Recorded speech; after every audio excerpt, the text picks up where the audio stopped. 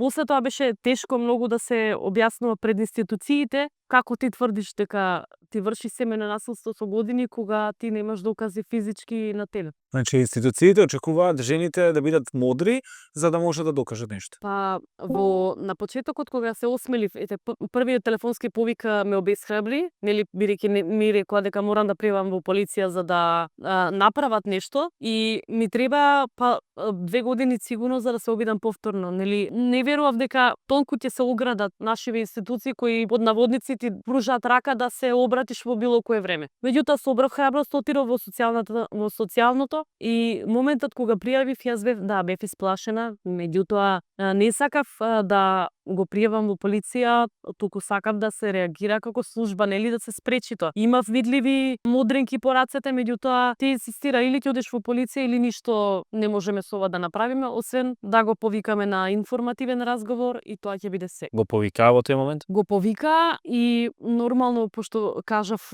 имав работа со човек кој однапред планираше и тој се беше представил толку како нормален тип што ни на мравка не гази, како сериозен бизнисмен и нормално дека институциите повеќе ќе веруваат на некој што сериозно ќе се представи отколку на некој исплашено девојче што ќе се појави, што ќе тврди дека била тепана, а има само една модрица што можеби била од тоа што се удрила некаде. Така ми беше посочено баш со тие зборови. Ние од каде да знаеме дека овде ти не си се удрила сама, па сега доаѓаш да го набериш човекот, бидејќи тој кога дојде беше многу стабилен човек со свој бизнис и не делуваше како насилен тип.